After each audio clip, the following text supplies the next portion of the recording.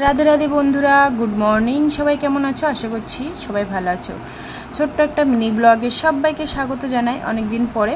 তো চলো আজকে আমার ডেলি রুটিন তোমাদের সঙ্গে শেয়ার করবো। প্রতিদিন আমি কি করি, তো প্রতিদিন যেহেতু আমার বর সকাল সকাল 9টার সময় বেরিয়ে যায়, আজ যেহেতু একটু ছুটি করেছে তার জন্য তাও সকাল সকাল উঠতে হয়েছে। ঘুম থেকে 5টার সময় ঘুম থেকে উঠে, আর আমার জানালায় কত রোদ দিয়েছে দেখতে পাচ্ছ, আলোর ফোকাসটা দেখো। ঘুম থেকে উঠে গিয়েছি 5টার সময়, উঠে মর্নিং পোস্ট করেছি। মর্নিং পোস্ট করে আবার একটুখানি ঘুমিয়ে আবার উঠে গেছি। উঠে ঘর পরিষ্কার করে নিয়ে তারপরে আমি স্নান করে সোজা আমার ড্রেসিং টেবিলের সামনে চলে এসেছি স্কিন কেয়ার করতে। তো স্কিন কেয়ার করে নিচ্ছি, যেহেতু আমাদের সারাদিনে এইভাবে ধকল যাবে রান্নাঘরের সামনে, তার জন্য আমাদের একটু ময়শ্চারাইজার মেখে নিতে হবে, সানস্ক্রিন মাখতে হবে। টোনারটা আমি যেহেতু ফ্রিজ থেকে স্নান করার পরেই বের করে মেখে নিয়েছি।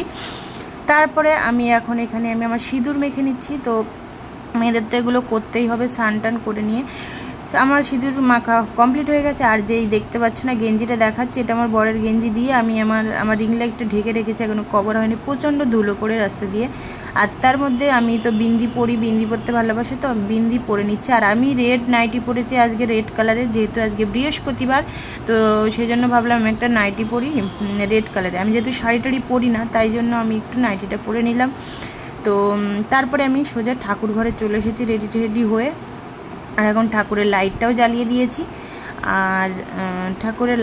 দিয়েছি, এবার আমি ঠাকুরকে ভালো করে স্নান টান করিয়ে পরিষ্কার করে নেবো। আর এই যে আমার একটা রাধা তুলসী আর কৃষ্ণ তুলসী আমি এখন জানালার এখানটায় রেখেছি, তো জল দেওয়া হয়ে গেছে। এবার সেট করে ঠাকুরকে সব পরিষ্কার করা হয়ে গেছে, তো সেগুলো তোমাদের সামনে ক্যামেরা বন্দি করে নিই। অনেকটা ভিডিও লং হয়ে যাবে, তো সেগুলো তোমরা আর কি ধৈর্য সহকারে দেখবে বলো, সেই জন্য আমি অল্প অল্প করে কেটে কেটে তোমাদের সঙ্গে দেখাচ্ছি। তো ঠাকুরের সিঙ্গার করা হয়ে গেছে, শুধু এবার একটু মালা টালাগুলো গেঁথে পরিয়ে দেবো। তো ওদিকে বাঁশিটাও হাতে দিয়ে দিচ্ছি, যেহেতু গায়েটাই ভিজে রুমাল দিয়ে ঠাকুরকে মুছে নিই আমি সব ঠাকুরগুলোকে। আর এই দেখো আমার বর নিয়ে এসেছে কালকে পদ্ম ফুল, লক্ষ্মীর হাতে দিতে বলেছে। তো আমি এখন সব ফুলগুলোকে বেছে নিয়ে এখন ধুয়ে টুয়ে নিয়ে আমি এখন মালা গাঁথবো, কারণ কালকে বর রাতে ফুল নিয়ে এসেছে, তো মালা আনতে আমি বলতে ভুলে গেছি, তো বলে ও আর মালা নিয়ে আসিনি। তো আমি হাতে গেঁথেই পরিয়ে দিচ্ছি। তো হাতে গেঁথে মালা পরাতে কিন্তু ভগবানকে আমার ভীষণই ভালো লাগে। এমনি কিনে আনি প্রায় সময়, কিন্তু হাতে গেঁথে এখন পরিয়ে দিলাম, তো ভালোই লাগে। তো পুজো টুজো করে নিচ্ছি, এবার শাঁখও বাজিয়ে নিচ্ছি।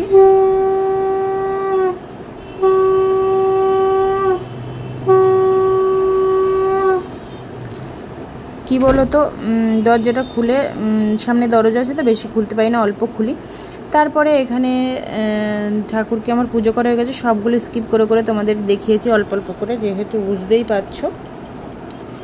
বুঝতেই পারছো যে দেখানো যায় না অতটা। তারপর প্রণাম টনাম করে নিলাম। আমার এইদিকে ঠাকুর ঘরে একটু টাইম লাগে, পুঁথিটা আর পড়লাম না, ওটা সন্ধ্যের সময় পরে নেব, লক্ষ্মীর পাঁচালির পুঁথি যেটা বলি আমরা। তারপরে আমার ঠাকুরকে সাজিয়ে দিয়েছি, দেখো পদ্ম ফুলটাই আমার রাধারানীর মুখটা ঢেকে গেছে, আর ওদিকে বড় পদ্ম ফুলটাই আমার লক্ষ্মী মাতা একদম ঢেকে গেছে, কত সুন্দর লাগছে দেখো। আজকে এই প্রসাদ দিয়েছি দুটো ছানার, যে মানে কি বলবো, ছানার মালপুয়া আর তরমুজ, আর দিয়েছি ছানার সন্দেশ। তো আজকের প্রসাদ, আজকে ভগবানের প্রসাদ। আর রাধারানীর মুখ পদ্ম ফুলটা হাতে দিয়েছি, ঢেকে গেছে, এত বড় পদ্ম ফুল, তো সুন্দর লাগছে আমার ভগবানকে, রাধা গোবিন্দকে দেখো কত সুন্দর লাগছে দেখতে। তারপরে দরজাটা বন্ধ করে দিলাম, এখানে কিছুক্ষণ কাটালাম, তারপর দরজাটা লক করে দিলাম। এরপরে আমি যাব রান্নাঘরে। তো চলো দেখো আমার দরজাটা লক করে দিয়েছি, ভগবান এখন রেস্ট করবে, তারপরে অনেক কিছুক্ষণ পরের দিকে আমি প্রসাদ পরে তুলে নেব। এরপরে আমি এখন দুধ বসিয়ে দিয়েছি সকালবেলা চা খাওয়ার জন্য। তো দেখো কি অবস্থায়, এটা হাফ প্যাকেট দুধ ছিল, দুধটা কেটে গেছে, সেকেন্ডবার সেই দুধ চেঞ্জ করে আবার আমি একটা নতুন প্যাকেটের দুধ দিয়েছি। মনে হয় রাতে কারেন্ট চলে গেছিলো, মনে হয় দুধ কেটে গেছে, বাধ্য হয়ে আমার সব দুধ কেটে গেছে, চা আর হলো না, তাই জন্য আমি ওটা ছানার জন্য পাত্রে ঢেলে রেখে দিয়েছি।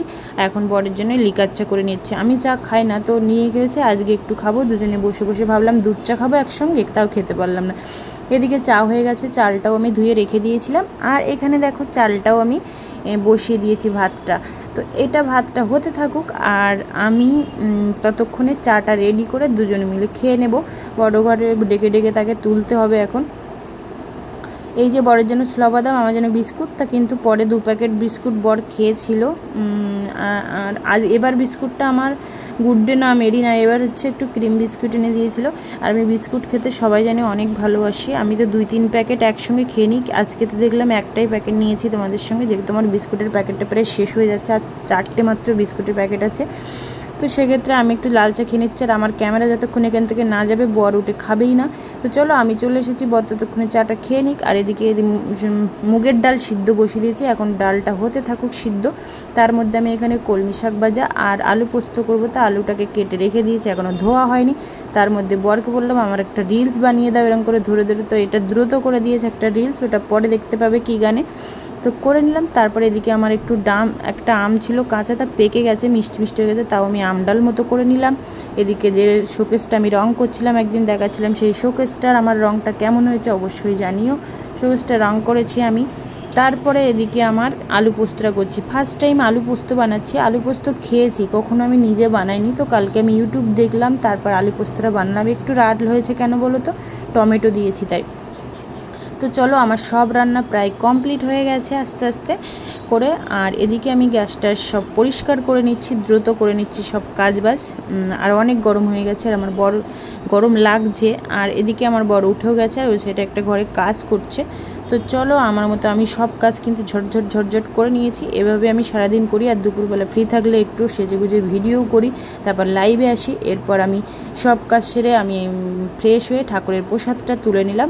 আর এই যে ছানার মালপোটা কালকে আনতে বলেছিলাম, আমার এটা ইচ্ছে করছিল, তো আমি বললাম আমার যা হয় আমি সব ভগবানকেই দিই আগে, তো খেতে ইচ্ছা করলে তো দিয়ে খেয়ে নিলাম। তারপর বেশ কিছুক্ষণ পরে আমরা দুজনেই 12টা নাগাদ খেতে বসেছি। তো এই যে আমাদের উচ্ছে আলু ভাজা, কলমি শাক ভাজা, আম ডাল আর আলু পোস্ত। আর বরকে একটু ক্যামেরা ধরেছি, আর ক্যামেরার দিকে হাত দিয়ে দিয়েছে, মুখ দেখাবে না। তো চলো না দেখায়। এদিকে তরমুজ আর আম কেটে নিয়েছি, এবার আমরা দুজনে মিলে খেয়ে নিই।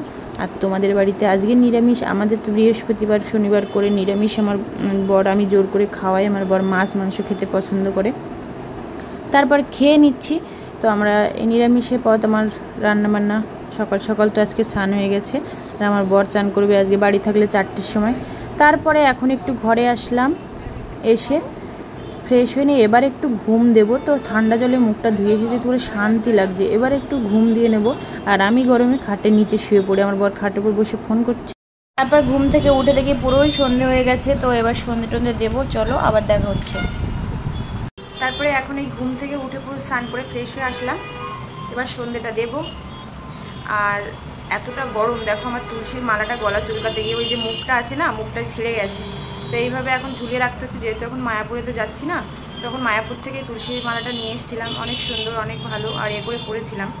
তো এই যে গলার গিট দিয়ে রেখে দিয়েছি। তো এরকম করে যেহেতু তুলসী মালা 2 পিস করে পরতে হয়, তো সেই জন্য আমি এটাকে এখন এই লম্বা করে হাড়ের মধ্যে 1 পিস করে দিয়ে রেখেছি।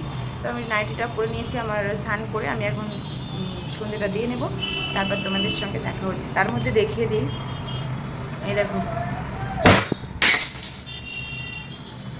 দেখাতে দেখাতে আমার বর কাঁচের বয়ানটার মুখ এমন করে রেখেছে, এই যে ভেঙে গেছে, মানে মুখটার উপরের দিকে তুলে আর আমি নিয়ে আসতে গেছি, আর আমার কোল থেকে পড়ে ভেঙে গেছে। তো আমি আজকে সন্ধ্যেটা তাড়াতাড়ি দিয়ে নিলাম। আর উঠেই শব্দ শুনে ঘুম থেকে উঠে আমাকে বকা দিয়ে দিল একটা, কি বলবো, আর ভেঙে গেল কাঁচটা, এখন ফেলে দিচ্ছি, অনেকেদের তুলেছি। তারপর কাঁচের গুঁড়োগুলো পড়ে আছে না, একটু মুছে টুছে নিচ্ছে। আর আমার বর এদিকে বাজারের মধ্যে বেরিয়ে গেছে গজ করতে করতে। এই ফ্রিজ থেকে সেই ছানাটা নিয়ে বের করলাম, এই যে এখন ছেঁকে ছেঁকে তুলবো আমি, এগুলো এখন খাবো। ফ্রিজে রেখে দিয়েছিলাম ছানাটা বানিয়ে, ওই সেই কাটা দুধের। কী বলবো, এরকম কেন হচ্ছে জানি না। তখন এই মালাটা দেখো, ওই যে ওর মুখ আছে না পেতলের, ওটা ভেঙে গেছে, লম্বা করে পড়ে আছে। যেহেতু আমি মায়াপুর থেকে টে করে নিয়ে এসেছিলাম, আবার যাবো তখন আবার নেব। আর পাঁচটাই সন্ধ্যেবেলা ভেঙে গেল, আমাকে একটু বকা দিয়ে দিল কিছু।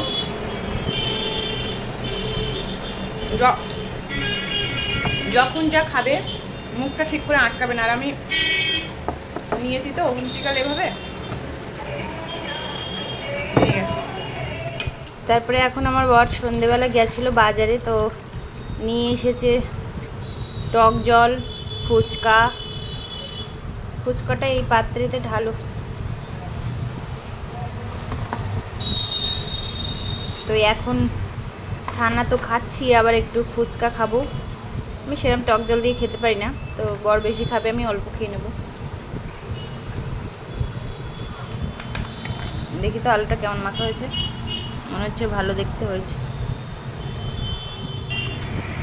আমি এখন দই নিয়েও বসেছি, দই বলছি সরি, ছানাটাও কাঁচা ছেড়ে তুলেছি, এদিকে আবার ফুচকাটাও নিয়ে বসেছি। সব খাবো, সব খাবো।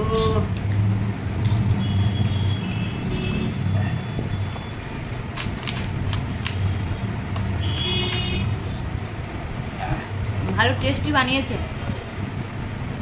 কিন্তু আমার বর কপ কপ খেয়ে নিচ্ছে। বিরাট ফুচকা খেতে পছন্দ করে, আমি খেতে পাই না অত, আমি তো আলু দিয়েই খাচ্ছি।